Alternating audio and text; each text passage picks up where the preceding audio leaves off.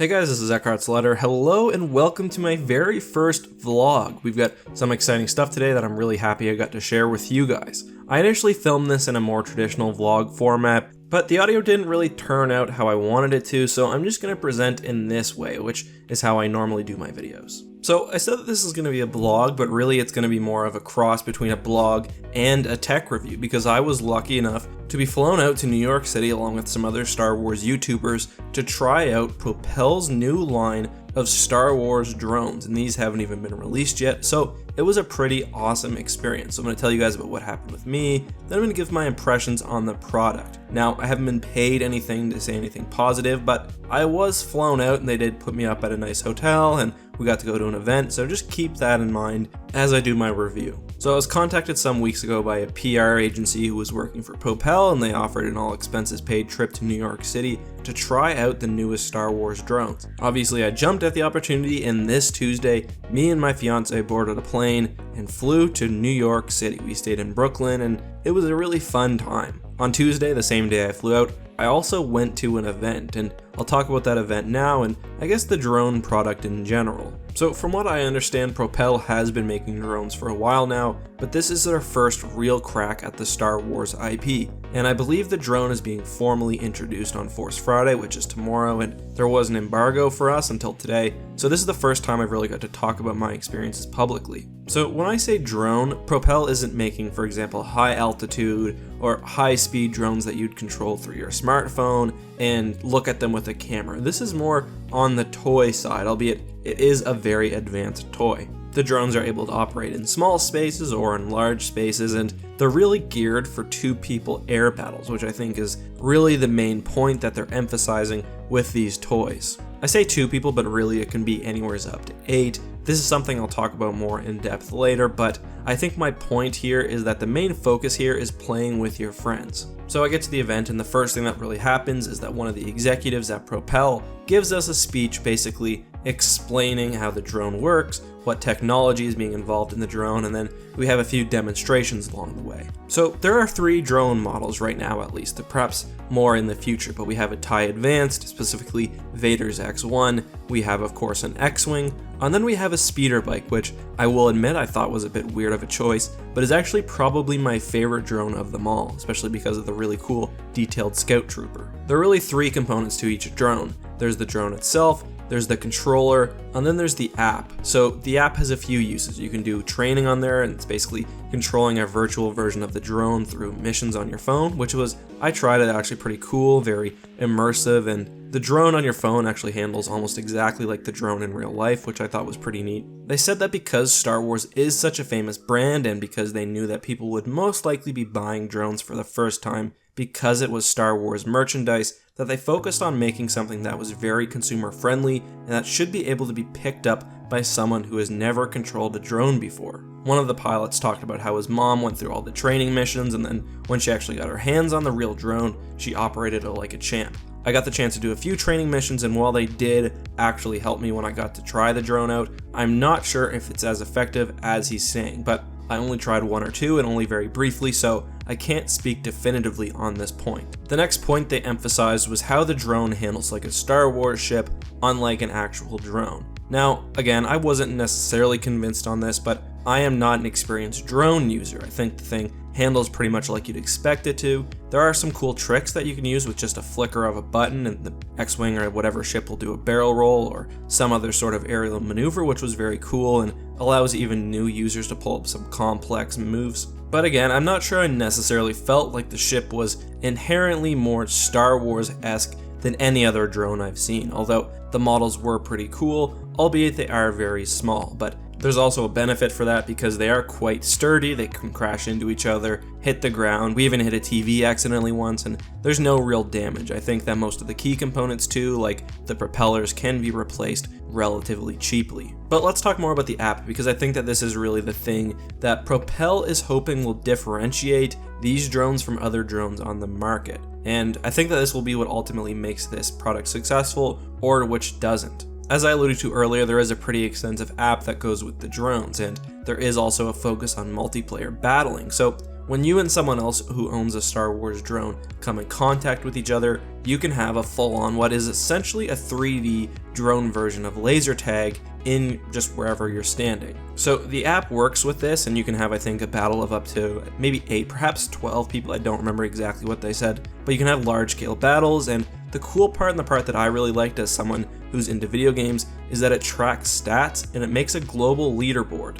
So with this leaderboard, Propel said that they're going to identify the best players, make sponsored events with the best players hosting them, have merchandise and swag, things like that. Now, of course, I can't attest to whether they'll actually do this, but it all sounds like very good ideas, and it's nice that they bring the hardcore stats, because there are people that are going to like it. This game will most likely be pretty highly competitive among a select group of people, and I do like that they do seem to be catering to those people. I'm not sure whether the focus on events will actually be truly practical. I mean, I'm sure if you live in New York City or Toronto or London, there will be sponsored events in your area, but what if you live in some small town or or in a rural area? Will you actually see something? I'm not sure. And I mean, that all comes down to how successful the product is. And if you buy this Force Friday, you're really taking a bit of a risk, because we don't know whether Propel drones are going to fly off the shelf, and yes, pun intended, or whether the product will crash and burn. But now that we've covered the app, I want to move to the actual technology itself. I want to talk about the drone, its controller, and how the battles actually looked and how it felt to play as a consumer and as a first-time drone user. One thing that I was really struck by, and actually told the executive that I was a little bit impressed by this, is just how much technology the drone actually packs into its body and its controller. When you have, say, an 8-drone battle, each one of the drones is communicating not only to each other, but also to each other's smartphones, to each other's controller, providing really interesting feedback. And again, I think this will go over very well for video game nerds like myself. The thing is also quite fast. I think it hits a top speed of around 35 miles per hour. I'm not sure what its ceiling is, but it also seems to be pretty maneuverable. There's also a training mode where you can limit these things and get the hang of it, but I think that the hardcore users will be able to push this drone pretty well. But the technology, the really impressive technology, I think, is actually in how it communicates with other drones and with the user and the feedback that it provides. As for the battles themselves, I think that right now this is probably the weakest part of the product. Really, when you're flying a drone, there's a lot of hovering, moving side to side, and not really a lot of chase action like you'd see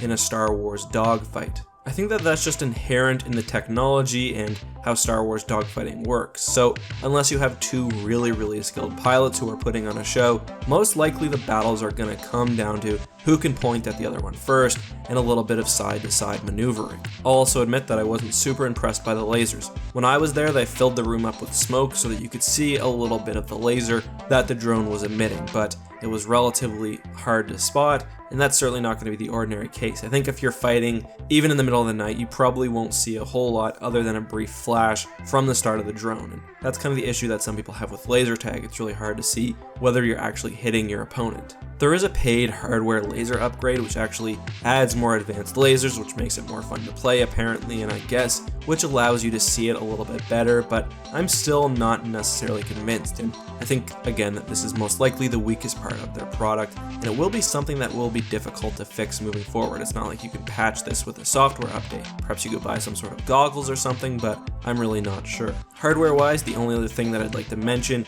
is that the controller actually outputs sound, so you can use microphones or you can just use the speakers built in, but it plays John Williams soundtrack and has some voices for the pilots. I found the music really cool, and when I played with headphones on, it was fairly immersive. The character voices, however, are clearly not the real actors, and they aren't amazing. I mean, it doesn't hurt the product any, and you can turn both the music and the sound off, but it's not really up to the quality that the music is. Still, the two editions are fairly nice, and it's just a nice little bit of extra effort. So, after the presentation, we did get to try the drones. First, I did a hands-on demo of the software, so not the drone itself, but I used the app and the controller, and I tried out the training simulations, and I was fairly impressed that I think there are over 60 simulations, and they're all scored, and there's a leaderboard and stuff, and you move up in ranks, so that's all fairly cool.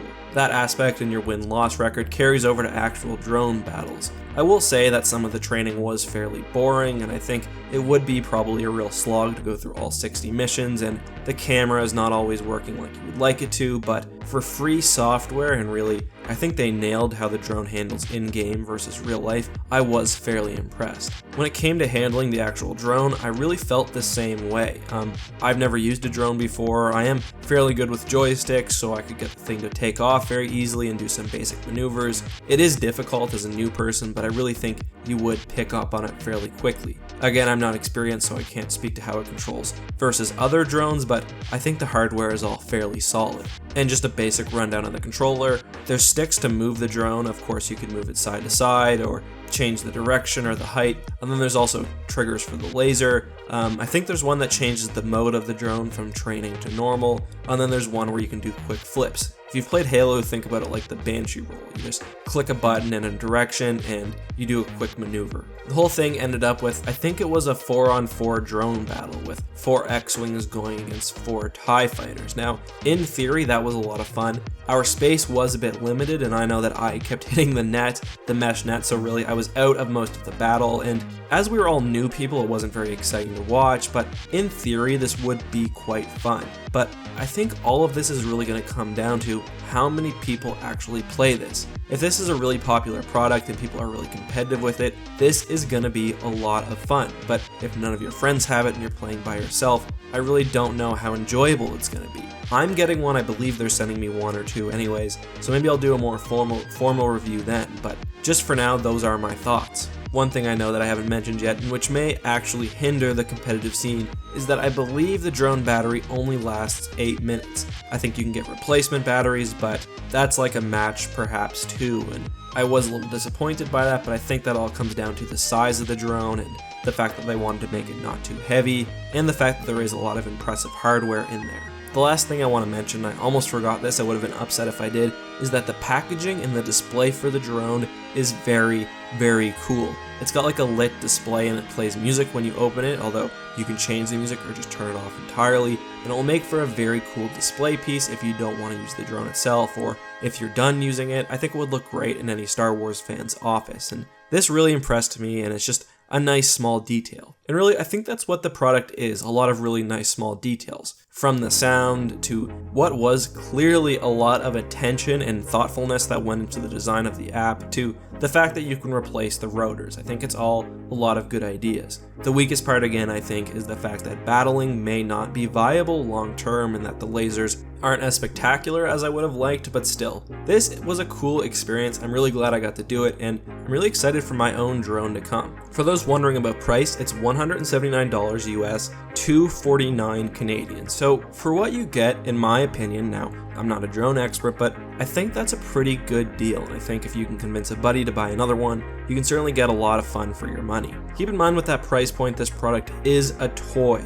It's not a high quality drone, it's not something that you're going to be able to fly around the neighborhood with non-stop, and it's not going to be the fastest or is going to have the highest ceiling, but it's a cool toy with a lot of technology packed in it. For those who are looking to purchase Propel's new drone, you can do so tomorrow, which is Force Friday, and September 1st. That's when all the new Star Wars merchandise comes out. It's going to be a very, very fun day, and if you do purchase it, let me know, give me your feedback, tell me what you thought of it, and if you thought that my information and my thoughts on the product were on point. Until then, I really hope you guys enjoyed this video. Thank you very much to Propel for flying me out and for letting me try your drone and your new product with no questions asked. It was a really fun experience, and I got to meet some other cool YouTubers. More on that perhaps in the future. Anyways guys, this has been EckhartsLadder. If you liked this video, please give it a thumbs up, and I'll do more product reviews and book reviews perhaps, and maybe even some movie reviews in the future. Thanks a lot guys. As always, may the Force be with you.